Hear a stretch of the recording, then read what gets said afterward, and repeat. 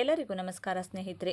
2026 March 19ರಂದು ಶಕ್ತಿಶಾಲಿ ಯುಗಾದಿ ಅಮಾವಾಸ್ಯೆ ಬಂದಿದೆ. ಈ ಮಾಸದಲ್ಲಿ ಯಾರು ಎಷ್ಟೇ ಕೇಳಿದರೂ ಈ ವಸ್ತುಗಳನ್ನು ಕೊಡಬೇಡಿ. ಕಷ್ಟಗಳು ಬರುತ್ತವೆ. ಲಕ್ಷ್ಮೀದೇವಿಯ ಅನುಗ್ರಹ ಕಡಿಮೆಯಾಗುತ್ತದೆ.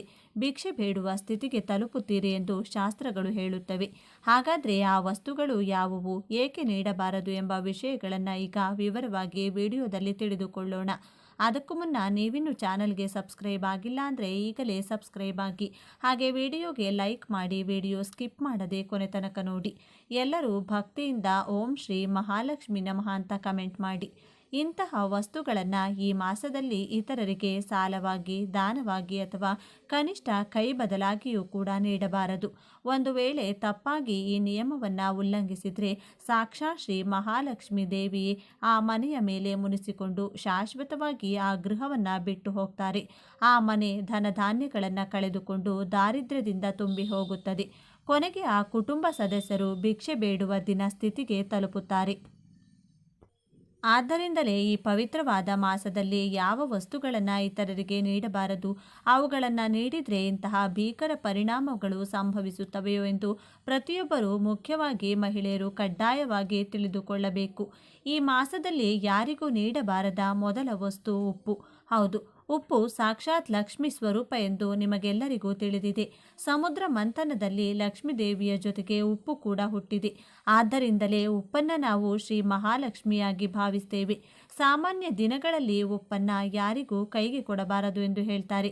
ಅಂತಹ ವಿಷ್ಣು ಮತ್ತು ಲಕ್ಷ್ಮೀ ದೇವಿಗೆ ಅತ್ಯಂತ ಪ್ರಿಯವಾದ ಈ ಮಾಸದಲ್ಲಿ ನೀವು ಮನೆಯಲ್ಲಿರುವ ಉಪ್ಪನ್ನು ಪಕ್ಕದ ಮನೆಯವರಿಗೆ, ಎದುರಿನ ಮನೆಯವರಿಗೆ ಸಾಲವಾಗಿ ಅಥವಾ ಅವರ ಮನೆಯಲ್ಲಿ ಮುಗಿದಿದೆ ಎಂದು ಕೇಳಿದರೆ ಸಹಾಯದ ಹೆಸರಿನಲ್ಲಿ ಅಪ್ಪಿತಪ್ಪಿಯೂ ಕೊಡಬಾರದು. ಸಾಯಂಕಾಲದ ಸಮಯದಲ್ಲಿ ಅಪ್ಪಿತಪ್ಪಿಯೂ ಕೊಡಬಾರದು.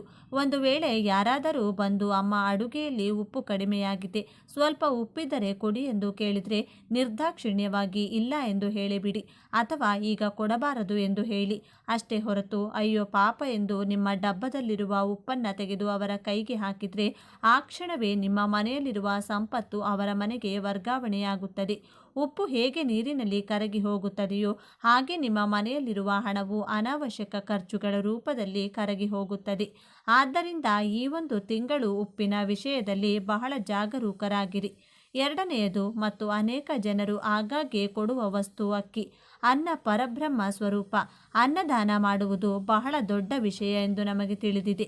ಆದರೆ ಇಲ್ಲಿ ನಾವು ನೆನಪಿಟ್ಟುಕೊಳ್ಳಬೇಕಾದ ವಿಷಯವೇನೆಂದರೆ, ಹಸಿದವರಿಗೆ ಅನ್ನ ಹಾಕುವುದು ಬೇರೆ, ನಮ್ಮ ಮನೆಯಲ್ಲಿ ಬಳಸುವ ಅಕ್ಕಿ ಡಬ್ಬದಿಂದ ಅಕ್ಕಿಯನ್ನು ತೆಗೆದು ಪಕ್ಕದ ಮನೆಯವರಿಗೆ ಸಾಲವಾಗಿ ಕೊಡುವುದು ಬೇರೆ.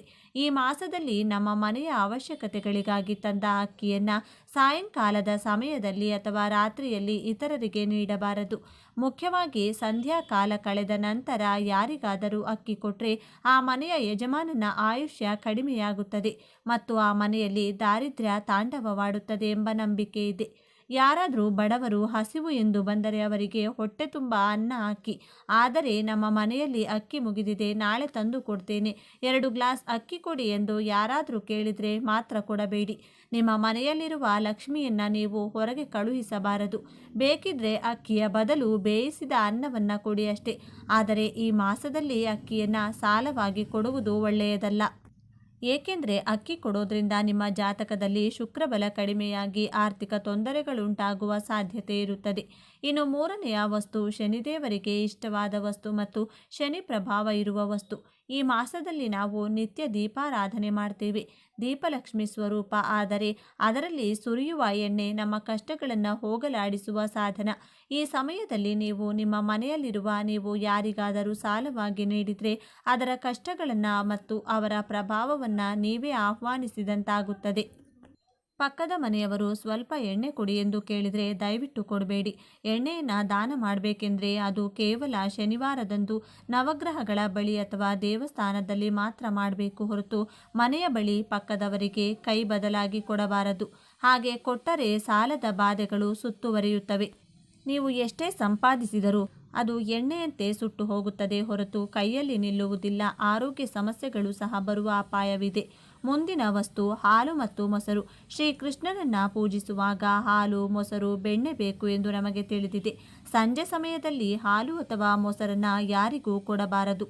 ಹಾಲು ಶುಕ್ರ ಗ್ರಹಕ್ಕೆ ಮತ್ತು ಚಂದ್ರನಿಗೆ ಸಂಬಂಧಿಸಿದೆ. ಮೊಸರು ಕೂಡ ಅಷ್ಟೇ. ಇವುಗಳನ್ನು ಇತರರಿಗೆ ನೀಡಿದರೆ ನಿಮ್ಮ ಮನೆಯಲ್ಲಿರುವ ಮಾನಸಿಕ ನೆಮ್ಮದಿ ಹಾಳಾಗುತ್ತದೆ, ಮಕ್ಕಳ ಆರೋಗ್ಯ ಕೆಡುತ್ತದೆ, ನಿಮ್ಮ ಮನೆಯ ಅಭಿವೃದ್ಧಿ ಕುಂಠಿತವಾಗುತ್ತದೆ. ಹಾಲು ಉಕ್ಕಿದಂತೆ ಮನೆಯಲ್ಲಿ ಐಶ್ವರ್ಯ ಉಕ್ಕಿ ಹರಿಯಬೇಕೆಂದರೆ ಈ ಒಂದು ತಿಂಗಳು ಯಾರಿಗೂ ಹಾಲು ಮೊಸರು ಸಾಲವಾಗಿ ನೀಡಬೇಡಿ. ಒಂದು ವೇಳೆ ನೀಡಬೇಕಾಗಿ ಬಂದರೆ ಅದಕ್ಕೆ ಪ್ರತಿಯಾಗಿ ಹಣ ತೆಗೆದುಕೊಳ್ಳದೆ ಉಚಿತವಾಗಿ ನೀಡಬೇಡಿ. ಆದರೆ ಸಾಧ್ಯವಾದಷ್ಟು ಇದನ್ನು ತಪ್ಪಿಸುವುದೇ ಉತ್ತಮ. ಮುಖ್ಯವಾಗಿ ಮೊಸರನ್ನು ರಾತ್ರಿ ಹೊತ್ತು ಮನೆಯ ಹೊಸ್ತಿಲು ದಾಟಿಸಬಾರದು. ನಿಮ್ಮಿಂದ ವಂಶಾಭಿವೃದ್ಧಿಗೆ ಸಂಬಂಧಿಸಿದ ದೋಷಗಳು ಉಂಟಾಗುತ್ತವೆ ಎಂದು ಶಾಸ್ತ್ರ ಹೇಳುತ್ತದೆ. ಮತ್ತೊಂದು ಅಪಾಯಕಾರಿ ವಸ್ತು ಮೆಣಸು. ಸಾಮಾನ್ಯವಾಗಿ ನಾವು ಅಡುಗೆಯಲ್ಲಿ ಖಾರಕ್ಕಾಗಿ ಮೆಣಸನ್ನು ಬಳಸುತ್ತೇವೆ. ಆದರೆ ಜ್ಯೋತಿಷ್ಯ ಶಾಸ್ತ್ರದ ಪ್ರಕಾರ ಮೆಣಸು ರವಿಗ್ರಹಕ್ಕೆ ಮತ್ತು ಕುಜಗ್ರಹಕ್ಕೆ ಸಂಬಂಧಿಸಿದೆ. ಅಲ್ಲದೆ ಇವು ಉಗ್ರವಾಗಿವೆ, ಶಕ್ತಿಯನ್ನು ಹೊಂದಿರುತ್ತವೆ. ಈ ಮಾಸದಲ್ಲಿ ವಾತಾವರಣ ತುಂಬ ತಂಪಾಗಿರುತ್ತದೆ. ಈ ಸಮಯದಲ್ಲಿ ದೇಹದಲ್ಲಿ ಶಾಖವನ್ನು ಉತ್ಪಾದಿಸಲು ಮೆಣಸು ಬಳಸುವುದು ಒಳ್ಳೆಯದು. ಆದರೆ ಇವುಗಳನ್ನು ಯಾರಿಗಾದರೂ ದಾನವಾಗಿ ನೀಡಿದರೆ ಮಾತ್ರ ಜಗಳಗಳು ನಡೆಯುತ್ತವೆ. ಹೌದು, ನೀವು ಕೇಳಿದ್ದು ನಿಜ. ಮೆಣಸು ಯಾರಿಗಾದರೂ ಕೈಗೆ ಕೊಟ್ಟರೆ ತೆಗೆದುಕೊಂಡವರಿಗೆ ಮತ್ತು ಕೊಟ್ಟವರಿಗೆ ನಡುವೆ ಮನಸ್ತಾಪಗಳು, ಜಗಳಗಳು, ಶತ್ರುತ್ವ ಉಂಟಾಗುವ ಸಾಧ್ಯತೆ ಇರುತ್ತದೆ. ನಿಮ್ಮ ಸಂಬಂಧಿಕರೇ ಆಗಲಿ ಅಥವಾ ನಿಮ್ಮ ಪ್ರಾಣ ಸ್ನೇಹಿತರೇ ಆಗಲಿ, ಅವರು ಮೆಣಸು ಕೇಳಿದರೆ ಇಲ್ಲ ಎಂದು ಹೇಳಿ. ಇಲ್ಲದಿದ್ದರೆ ಆ ಮೆಣಸಿನ ಖಾರದಿಂದ ಸಂಬಂಧದಲ್ಲಿಯೂ ಖಾರ ಹೆಚ್ಚಾಗಿ ಅನಗತ್ಯ ಜಗಳಗಳು ಬಂದು ಮಾನಸಿಕ ಶಾಂತಿಯನ್ನು ಕಳೆದುಕೊಳ್ಳುತ್ತಾರೆ. ಮನೆಯಲ್ಲಿ ಕಲಹಗಳು ಹೆಚ್ಚಾಗಲು ಇದು ಒಂದು ಕಾರಣವಾಗುತ್ತದೆ. ಅಲ್ಲದೆ ಕಡಲೆ ಹಿಟ್ಟು. ಕಡಲೆಗಳು ಗುರು ಗ್ರಹಕ್ಕೆ ಸಂಬಂಧಿಸಿದ ಧಾನ್ಯ. ಈ ಮಾಸದಲ್ಲಿ ಗುರುಗಳು ನಮಗೆ ಬಹಳ ಅವಶ್ಯಕ. ಅಂತಹ ಸಮಯದಲ್ಲಿ ನೀವು ಕಡಲೆ ಹಿಟ್ಟನ್ನು ಯಾರಿಗಾದರೂ ನೀಡಿದರೆ ನಿಮ್ಮ ಗುರುಬಲ ಕಡಿಮೆಯಾಗುತ್ತದೆ. ನಿಮ್ಮ ಮನೆಯಲ್ಲಿ ಶುಭ ಕಾರ್ಯಗಳು ನಡೆಯುವುದು ತಡವಾಗುತ್ತಿದೆ. ಹಣಕಾಸಿನ ವಿಷಯಗಳಲ್ಲಿ ಹೋಗುವ ಸಾಧ್ಯತೆ ಇರುತ್ತದೆ. ಅಥವಾ ನೀವು ಯಾರಿಗಾದರೂ ಹಣವನ್ನು ಸಾಲವಾಗಿ ನೀಡಿದರೆ ಅದು ಹಿಂತಿರುಗಿ ಬರದೇ ಇರಬಹುದು. ಮಕ್ಕಳ ವಿದ್ಯಾಭ್ಯಾಸದ ಮೇಲೆ ಇದು ಪರಿಣಾಮ ಬೀರುತ್ತದೆ. ಆದ್ದರಿಂದ ಬಜ್ಜಿಗಳನ್ನು ಮಾಡಲು ಅಥವಾ ಪಕೋಡಗಳನ್ನು ಮಾಡಲು ನೆರೆಮನೆಯವರು ಕಡಲೆ ಹಿಟ್ಟನ್ನು ಕೇಳಿದರೆ ನಿರ್ದಾಕ್ಷಿಣ್ಯವಾಗಿ ನಿರಾಕರಿಸಿ. ನಿಮ್ಮ ಐಶ್ವರ್ಯವನ್ನು ಕಾಪಾಡಿಕೊಳ್ಳಿ. ಇದರ ಜೊತೆಗೆ ಈ ತಿಂಗಳಲ್ಲಿ ಕರ್ಪೂರವನ್ನು ಸಹ ಯಾರಿಗೂ ನೀಡಬಾರದು. ಕರ್ಪೂರವು ಮನೆಗೆ ಮತ್ತು ದೇವರಿಗೆ ಬೆಳಕನ್ನು ನೀಡುತ್ತದೆ. ಆರತಿ ಮಾಡುವಾಗ ಕರ್ಪೂರವನ್ನು ಬೆಳಗಿಸಿದರೆ ನಮ್ಮ ಕಷ್ಟಗಳೆಲ್ಲ ಮಂಜುಗಡ್ಡೆಯಂತೆ ಕರಗಿ ಹೋಗುತ್ತವೆ ಎಂದು ನಂಬುತ್ತೇವೆ. ಕರ್ಪೂರವು ಸಾಕ್ಷಾತ್ ಶುಕ್ರನಿಗೆ ವಿಶೇಷವಾಗಿದೆ. ನಮ್ಮ ಮನೆಯಲ್ಲಿ ನಿತ್ಯ ಬೆಳಗಿಸುವ ಕರ್ಪೂರ ಆರತಿಯು ನಮ್ಮ ವಂಶಕ್ಕೆ ತೇಜಸ್ಸನ್ನು ನೀಡುತ್ತದೆ. ಅಂತಹ ಕರ್ಪೂರವನ್ನು ನೀವು ಬೇರೆಯವರಿಗೆ ನೀಡಿದರೆ ನಿಮ್ಮ ಮನೆಯಲ್ಲಿ ಇರಬೇಕಾದ ತೇಜಸ್ಸನ್ನು, ನಿಮ್ಮ ಮನೆಯಲ್ಲಿ ಇರಬೇಕಾದ ಸಕಾರಾತ್ಮಕ ಶಕ್ತಿಯನ್ನು ಅವರಿಗೆ ನೀಡಿದಂತೆ.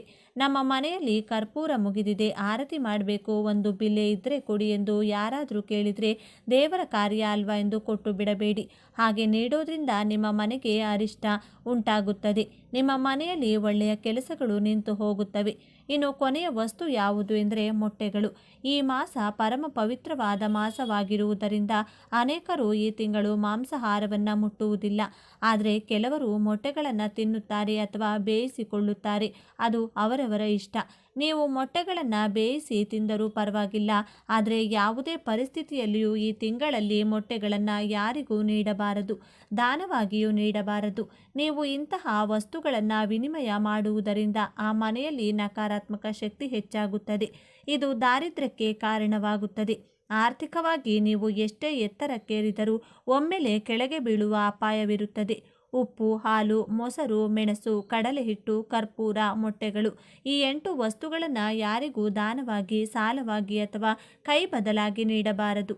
ಸ್ನೇಹಿತರೆ, ಈ ಮಾಹಿತಿ ನಿಮಗೆ ಇಷ್ಟವಾಗಿದ್ದಲ್ಲಿ ದಯವಿಟ್ಟು ಶೇರ್ ಮಾಡಿ, ಲೈಕ್ ಮಾಡಿ ಮತ್ತು ನಮ್ಮ ಚಾನಲ್ಗೆ ಸಬ್ಸ್ಕ್ರೈಬ್ ಆಗಿ.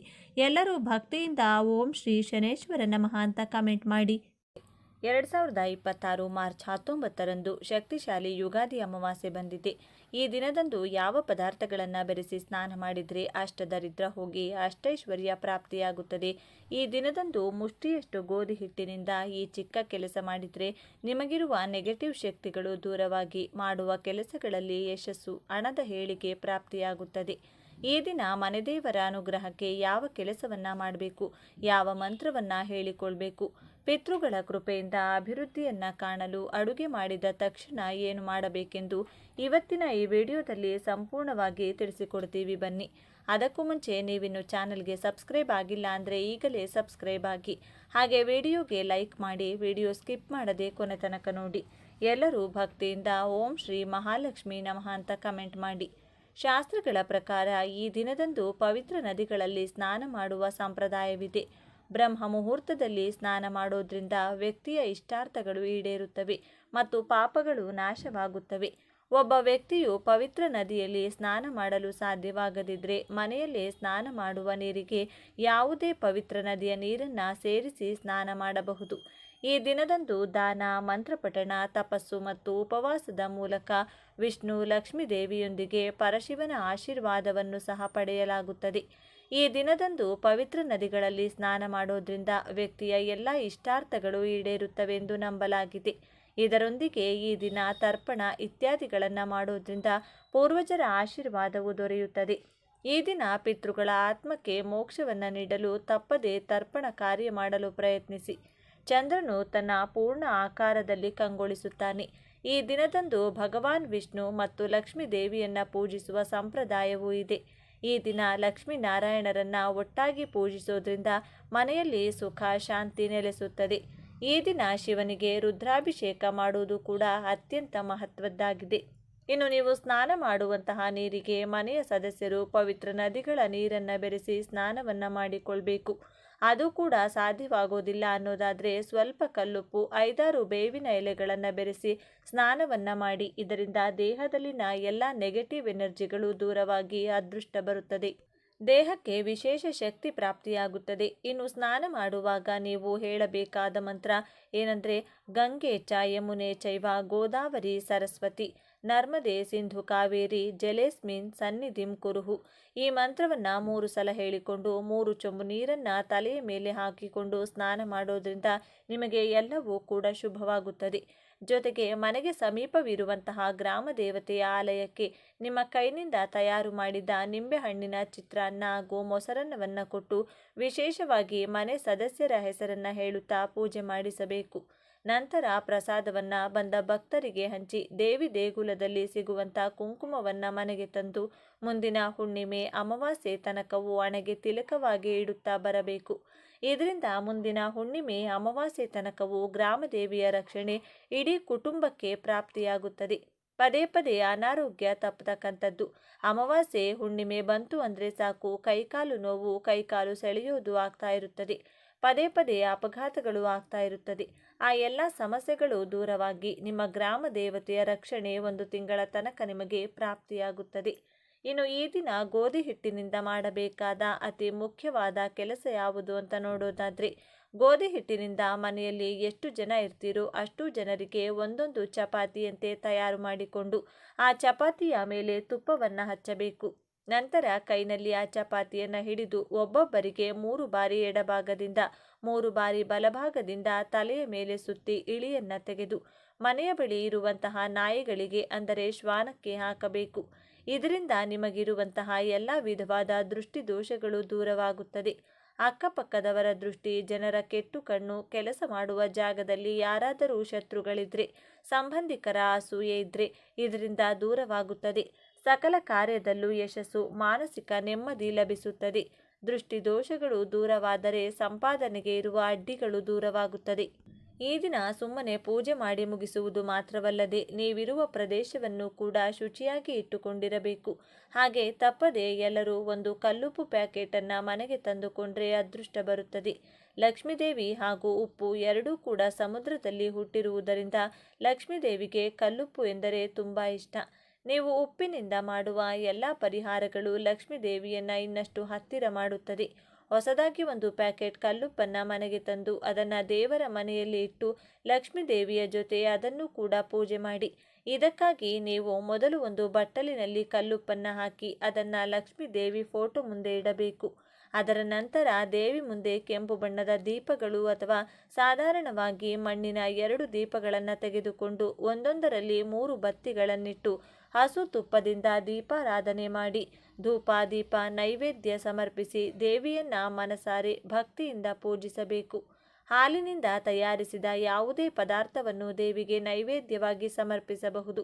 ಈ ರೀತಿ ಪೂಜೆ ಮಾಡಿದ ನಂತರ ನಿಮ್ಮ ಮನಸ್ಸಿನಲ್ಲಿರುವ ಕೋರಿಕೆಯನ್ನು ದೇವಿಗೆ ಹೇಳಿಕೊಂಡ್ರೆ ಖಂಡಿತ ಲಕ್ಷ್ಮೀ ದೇವಿ ಅದನ್ನು ಈಡೇರಿಸುತ್ತಾಳೆ. ಇನ್ನು ಈ ದಿನದಂದು ಮನೆಯಲ್ಲಿ ಶಿವಲಿಂಗ ಇದ್ದರೆ ಅಥವಾ ದೇವಾಲಯದಲ್ಲಿ ಶಿವಲಿಂಗಕ್ಕೆ ಕಪ್ಪು ದ್ರಾಕ್ಷಿ ರಸಕ್ಕೆ ಕಪ್ಪು ಮೆಣಸು ಕಾಳುಗಳನ್ನು ಬೆರೆಸಿ ಅಭಿಷೇಕವನ್ನು ಮಾಡಿದರೆ ಅಥವಾ ಮಾಡಿಸಿದರೆ ಶತ್ರುಗಳೆಲ್ಲ ನಶಿಸಿ ಹೋಗುತ್ತಾರೆ. ಶತ್ರುಗಳು ಮಾಡಿಸುವಂತಹ ಮಾಟಮಂತ್ರ ದುಷ್ಟಶಕ್ತಿಗಳ ಪ್ರಭಾವ ಅವರಿಗೆ ರಿವರ್ಸ್ ಆಗುತ್ತದೆ. ಆ ವ್ಯಕ್ತಿಯಿಂದ ನಿಮಗಾಗುವ ತೊಂದರೆಗಳು ತಕ್ಷಣವೇ ನಿಂತು ಹೋಗುತ್ತದೆ. ಈ ಎಲ್ಲ ಪರಿಹಾರಗಳನ್ನು ನೀವು ಪಾಲಿಸಲೇಬೇಕು. ಈ ದಿನ ಸಾಧ್ಯವಾದರೆ ಶಿವನ ದೇಗುಲಕ್ಕೆ ಹೋಗಿ ಶಿವನ ದರ್ಶನವನ್ನು ಮಾಡಿ. ಇನ್ನೂ ಸಾಧ್ಯವಾಗುತ್ತದೆ ಅಂದರೆ ಶ್ರೀ ಕಾಲಭೈರವನ ದರ್ಶನ ಮಾಡಿ. ಈ ದಿನದಂದು ಪುಸ್ತಕಗಳ ದಾನ, ಧಾನ್ಯಗಳ ದಾನ, ವಸ್ತ್ರದಾನವನ್ನು ಮಾಡಿದರೆ ಸಕಲ ಪಾಪಗಳು ನಶಿಸಿ ಪುಣ್ಯ ಫಲ ಪ್ರಾಪ್ತಿಯಾಗುತ್ತದೆ. ಈ ದಿನ ಬೆಳಿಗ್ಗೆ ಎದ್ದು ಸ್ನಾನ ಮಾಡಿದ ನಂತರ ಸೂರ್ಯ ದೇವರಿಗೆ ಆರ್ಘ್ಯ ನೀಡಿ ನಮಸ್ಕಾರ ಮಾಡಿಕೊಳ್ಳಿ. ಸೂರ್ಯನ ಅನುಗ್ರಹದಿಂದ ಗ್ರಹದೋಷಗಳು ದೂರವಾಗಿ ಆರೋಗ್ಯಕರ ವೃದ್ಧಿಯಾಗುತ್ತದೆ. ಇನ್ನು ಕೊನೆಯದಾಗಿ ಈ ಒಂದು ವಿಶೇಷ ಮಂತ್ರವನ್ನು ಈ ದಿನ 21 ಬಾರಿ ಹೇಳಿಕೊಂಡ್ರೆ, ಶತ್ರುಗಳ ಹೆಸರನ್ನು ಹೇಳಿದರೆ ಶತ್ರುಗಳಿಂದ ಆಗುವಂಥ ಎಲ್ಲ ಸಮಸ್ಯೆಗಳು ಶೀಘ್ರವಾಗಿ ದೂರವಾಗುತ್ತದೆ. ಕೆಟ್ಟ ದೃಷ್ಟಿ, ಮಾಟಮಂತ್ರದ ಸಮಸ್ಯೆಗಳು ಕಳೆದು ಶತ್ರುಗಳು ಕೂಡ ನಿಮ್ಮ ಮಾತನ್ನು ಕೇಳೋದಕ್ಕೆ ಶುರು ಮಾಡ್ತಾರೆ. ಶತ್ರುಗಳು ಮಿತ್ರರಾಗ್ತಾ ಬದಲಾಗ್ತಾರೆ. ಈ ಒಂದು ಮಂತ್ರ ಈ ವಿಧವಾಗಿದೆ. ಮೊದಲು ಈ ಮಂತ್ರವನ್ನು ಒಂದು ಪುಸ್ತಕದಲ್ಲಿ ಬರೆದಿಟ್ಟುಕೊಳ್ಳಿ. ಓಂ ರಾಮ ಪರಶುರಾಮ ನರಸಿಂಹ ವಿಷ್ಣು ವಿಕ್ರಮ ನಮೋ ನಮಃ. ಓಂ ರಾಮ ಪರಶುರಾಮ ನರಸಿಂಹ ವಿಷ್ಣು ವಿಕ್ರಮ ನಮೋ ನಮಃ. ಈ ವಿಶೇಷವಾದ ಮಂತ್ರವನ್ನು ಶಕ್ತಿಶಾಲಿ ಈ ದಿನ ಬೆಳಿಗ್ಗೆ ಸಾಧ್ಯ ಆದರೆ ಬೆಳಿಗ್ಗೆ ಅಥವಾ ಸಂಜೆಯ ಸಮಯದಲ್ಲಿ ದೇವರ ಮುಂದೆ ದೀಪವನ್ನು ಬೆಳಗಿಸಬೇಕಾದ್ರೆ ಮನೆಯ ಯಜಮಾನ ಅಥವಾ ಮನೆಯ ಯಜಮಾನಿ ಯಾರು ಬೇಕಾದರೂ ಶತ್ರುಗಳ ಹೆಸರನ್ನು ಹೇಳಿಕೊಂಡು ಈ ಮಂತ್ರವನ್ನು ಹೇಳಿದ್ದೇ ಆದಲ್ಲಿ ಅದ್ಭುತವಾಗಿ ವಿಷ್ಣುದೇವರ ಅನುಗ್ರಹ ಪ್ರಾಪ್ತಿಯಾಗುತ್ತದೆ. ವಿಷ್ಣುದೇವರ ರಕ್ಷಣೆ ಇಡೀ ಕುಟುಂಬಕ್ಕೆ ಲಭಿಸುತ್ತದೆ. ಜ್ಯೋತಿಷ್ಯದ ಪ್ರಕಾರ ಗುರುಗ್ರಹವು ಸುಖ, ಸಮೃದ್ಧಿ, ಸೌಭಾಗ್ಯ ಮತ್ತು ಜ್ಞಾನಕ್ಕೆ ಅಧಿಪತಿ. ಗುರುಬಲ ಇಲ್ಲದವರು ಸಹ ಈ ದಿನದಂದು ವಿಶೇಷ ಪರಿಹಾರವನ್ನು ಮಾಡೋದ್ರಿಂದ ಗುರುಬಲ ಪ್ರಾಪ್ತವಾಗಿ ಶುಭ ಫಲಗಳನ್ನು ಪಡೆಯಬಹುದು.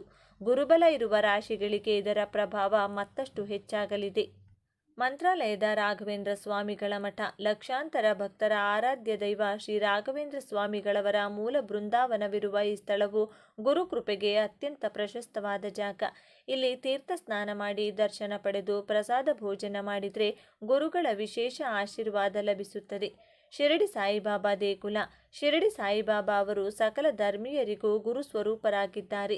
ಇಲ್ಲಿಗೆ ಭೇಟಿ ನೀಡಿ ಅವರ ದರ್ಶನ ಪಡೆದರೆ ಆಧ್ಯಾತ್ಮಿಕ ಶಾಂತಿ ಮತ್ತು ನೆಮ್ಮದಿ ದೊರೆಯುತ್ತದೆ. ಕಡಲೆಕಾಳು ಸಮರ್ಪಣೆ. ಒಂದು ಅರಿಶಿನ ಬಣ್ಣದ ವಸ್ತ್ರದಲ್ಲಿ 1 kgಯಷ್ಟು ಕಡಲೆಕಾಳುಗಳನ್ನು ಗಂಟು ಕಟ್ಟಿ ಅದನ್ನು ದೇಗುಲದಲ್ಲಿ ಸಮರ್ಪಿಸಿ. ಕಡಲೆಕಾಳು ಗುರುಗ್ರಹಕ್ಕೆ ಸಂಬಂಧಿಸಿದ್ದು. ಇದನ್ನು ಸಮರ್ಪಿಸುವುದರಿಂದ ಗುರುಗ್ರಹದ ಅನುಗ್ರಹ ಲಭಿಸುತ್ತದೆ. ಈ ಮಾಹಿತಿ ನಿಮಗೆ ಇಷ್ಟವಾದರೆ ತಪ್ಪದೇ ಈ ವಿಡಿಯೋನ ಲೈಕ್ ಮಾಡಿ, ಪ್ರತಿಯೊಬ್ಬರಿಗೂ ಈ ವಿಡಿಯೋನ ಶೇರ್ ಮಾಡಿ. ಧನ್ಯವಾದಗಳು ಸ್ನೇಹಿತರೆ. ಎಲ್ಲರೂ ಭಕ್ತಿಯಿಂದ ಓಂ ಶ್ರೀ ಮಹಾಲಕ್ಷ್ಮಿ ನಮಃ ಅಂತ ಕಾಮೆಂಟ್ ಮಾಡಿ. ಧನ್ಯವಾದಗಳು.